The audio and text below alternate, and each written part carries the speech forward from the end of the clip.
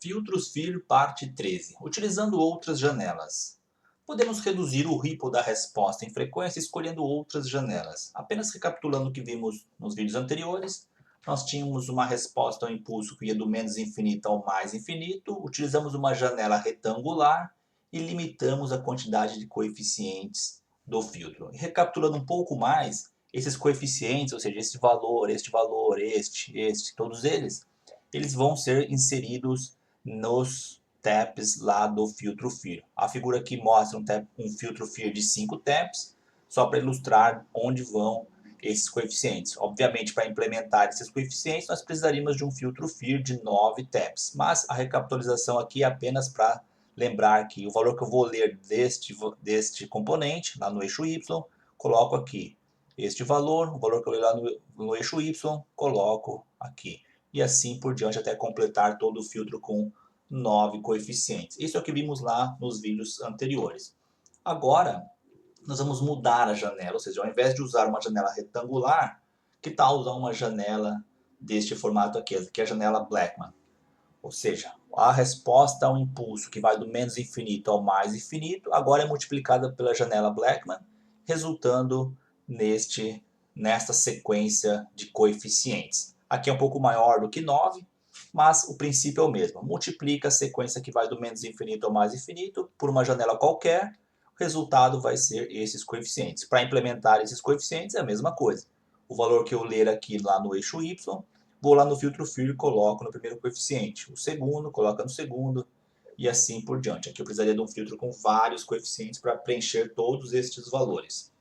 Bom, utilizando outra janela, a gente espera uma melhora na resposta em frequência. E a sequência W de K da janela Blackman é dada por esta equação. Esta é a equação da janela, da sequência que descreve essa janela. 0,42 menos 0,5 e assim por diante.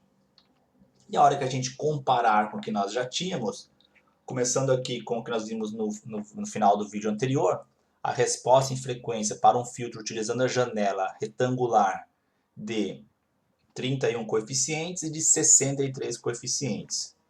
E utilizando agora essa janela de Blackman, nós temos esta resposta aqui. Já dá para perceber aqui em cima de 31 coeficientes e aqui embaixo de 63 coeficientes. Já dá para perceber que o ripple é bem menor. Utilizando, portanto, a janela Blackman ao invés da retangular, nós temos uma resposta com um ripple bem mais reduzido. Aqui na banda de passagem, também conhecida como banda passante. A região de passagem, também conhecida como banda passante. A região de transição ficou mais larga, aquela era mais estreita, que ficou bem mais larga.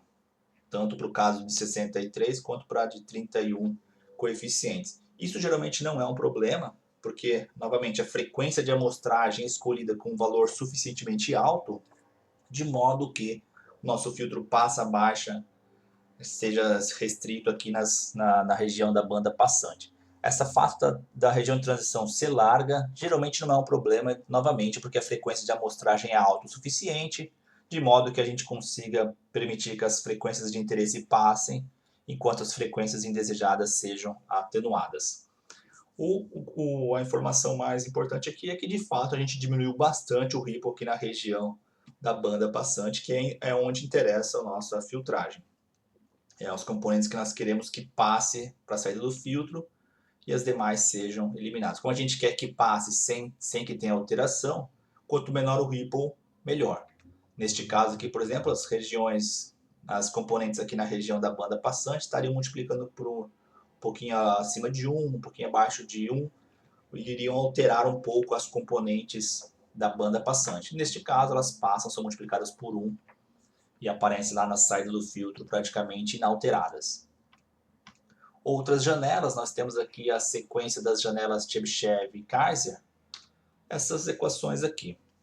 Na Chebyshev, a sequência da janela é a transformada inversa de Fourier de n pontos desta equação, sendo que este alfa é esta equação. E na função Kaiser, nós temos esta equação aqui, também é chamada de janela Kaiser-Bessel. Não precisem se preocupar com essas equações dessas janelas, não é o objetivo aqui do nosso curso entender, nem ver de onde veio, como deduzir essas equações, O MATLAB já tem essas equações prontas, nós vamos fazer uso dessa função lá no MATLAB na hora de projetar filtros FIR.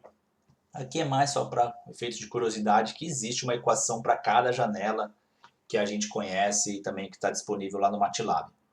Essas funções geralmente são baseadas na distribuição de probabilidade, de densidade, coisas desse tipo. Novamente, não se preocupem com essa equação, aqui é mais para efeitos de ilustração. O que importa é o conceito que uma multiplicação de uma janela pela resposta ao impulso vai melhorar a resposta em frequência do filtro. Comparando essas janelas que vimos neste vídeo, temos janela retangular, que é sempre 1, janela aqui de linha sólida é a de Kaiser, tracejada e pontilhada Chebyshev e a Blackman, esta última aqui. De fato, são aqui distribuição de probabilidade, densidade. Portanto, multiplicando os coeficientes do filtro por uma dessas janelas, a gente vai ter melhoras ali na resposta. Aqui termina este vídeo.